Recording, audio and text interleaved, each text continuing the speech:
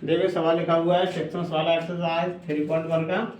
तो यहाँ पे क्या हमें एक्स वाई और जेड सबके मान निकालने हैं, ठीक है। तो हम मान कैसे निकालें, यहाँ पे लिखा है एक्स प्लस वाई, तो यहाँ अलग लिखेंगे एक्स प्लस वाई बराबर, यहाँ कितना है 6 है तो हम 6 रख दें हमने, ठीक है। अब उसके बाद यहाँ पे क्या है, अलग अलग सबके मान रखना है, 6 है तो 6 रख दिया। अब यहाँ 2 के बराबर 2 रख दो, ये तो कट गया, इससे कोई मतलब है नहीं हमें, ठीक है। अब यहाँ पे यहाँ है 5 प्लस जेड, तो यहाँ लिखेंगे 5 प्लस जेड बराबर, इसमें कितना है 5 है, हमने 5 रखा, ठीक है। अब उसके बाद सबके मान अलग अलग रख लेते हैं ऐसे यहाँ पे।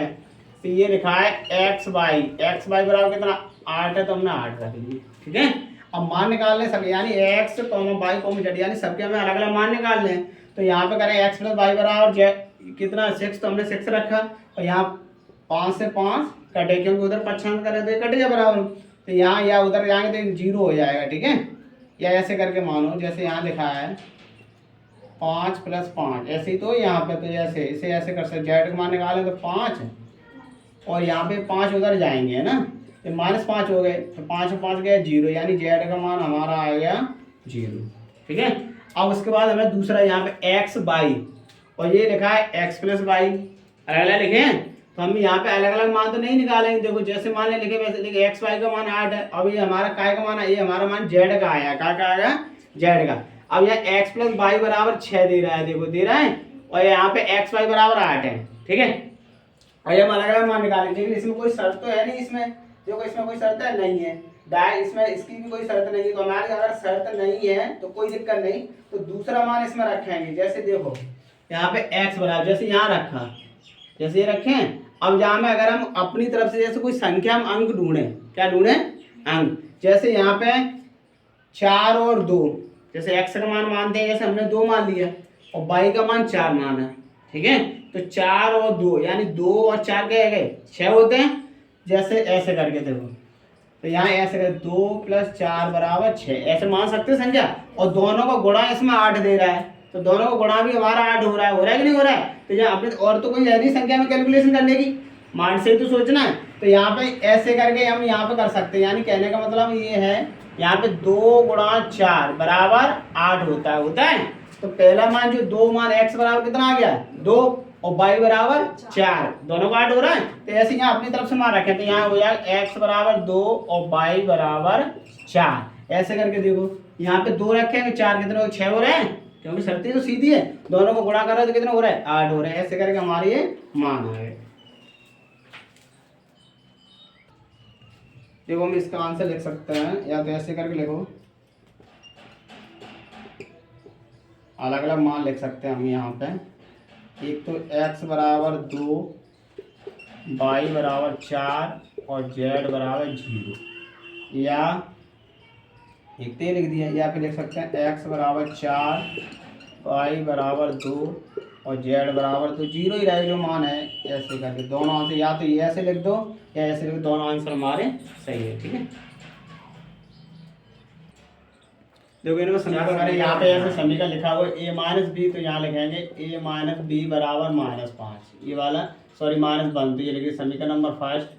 अब दूसरा समीकरण क्या है 2a - b, या तो पहले पंक्ति लिखना चाहते तो बोले 2a वो कोई से लिखे तो उससे कोई फर्क नहीं पड़ता है ना। तो यहाँ पे दूसरा लिखेंगे 2a - b बराबर 0, तो हमने 0 रखा, समीकरण नंबर 2। ऐसे यहाँ पे क्या लिखेंगे 2a + c बराबर 5, समीकरण नंबर 3।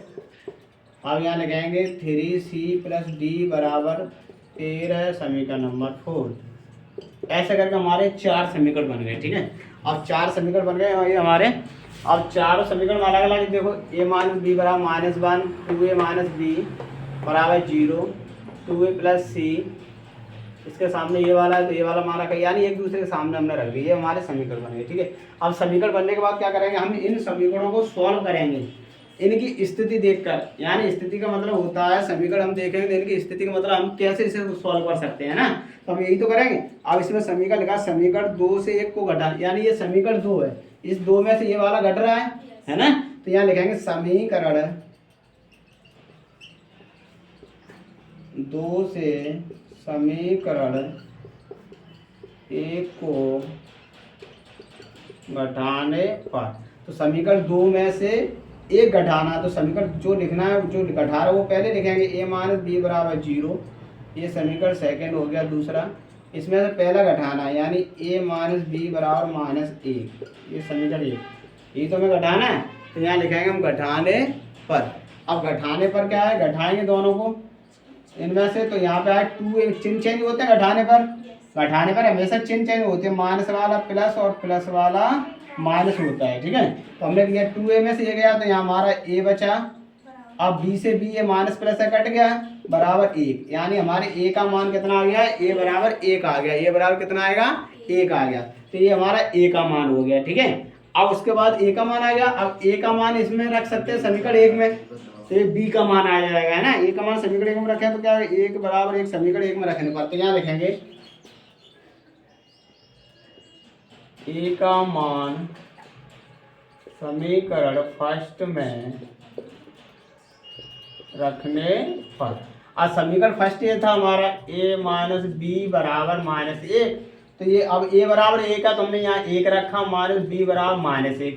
अब ये 1 उधर जाएगा तो ये 1 माइनस का हो जाएगा, -1 पहले से लिखा, a वाला बन उधर पक्षांतर करेंगे तो ये माइनस का हो गया। तो माइनस बी बराबर -2, माइनस से माइनस कट गया, तो हमारा b बराबर आया तुम्हारा 2। ऐसे करके a का मान 1 आया यहाँ पे, और b बराबर 2 मान निकल आए हमारे। अब तीसरा समीकरण, ये तीसरा और चौथे का हमें करना है, तो यहाँ लिखेंगे, रखना चाहे तो हम रख सकते हैं a बराबर, अगर यहाँ तीसरे ये रहा समीकरण, इसमें भी अगर हम यहाँ मान अगर 1 का रख दें तो इसमें c का मान आ जाएगा। तो लिखना चाहते यहाँ पे लिख सकते समीकरण थर्ड में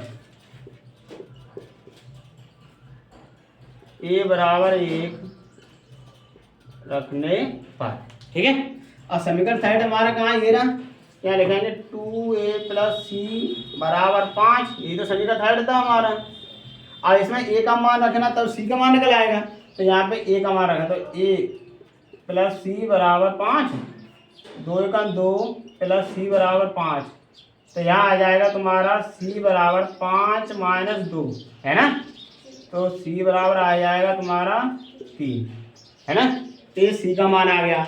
अब ऐसे ही यहाँ पे आगे भी मान निकालें, इसमें c का मान, यानी c का मान भी निकला। अब हमें मान निकालना है d का, है ना। तो यहाँ लिखेंगे समीकरण 4 में c का मान रखने पर, ठीक है। यहाँ लिखना चाहिए, यहाँ लिखें समीकरण फोर्थ में c का मान रखने पर। और समीकरण फोर्थ हमारा क्या था, ये था 3c प्लस d बराबर 13। अब इसका मान कितना है ये हमारा, तो यहाँ 3c का मान कितना हमारा 3, तो यहाँ 3 रखेंगे, ठीक है, प्लस d बराबर 13, ठीक है। अब 3 3 है यहाँ पे 9, तो 9 प्लस d बराबर 13, तो यहाँ हो जाएगा d बराबर 13 माइनस 9, तो d 13 में से 9 गया तो यहाँ 4 आ जाएगा, यानी d का मान हमारा आ गया 4, ठीक है। d का मान 4 आ गया। ऐसे करके हमारा ये सवाल हो गया, ठीक है। d का मान हमारा कितना आ रहा है, 4 आ रहा है। ऐसे सभी मान निकलते हैं, ठीक है। और भी समीकरण आगे बढ़ जाए तो ऐसे उनका भी मान रखते चलते हैं, और आगे करके ये सभी मान निकल आते हैं, ठीक है।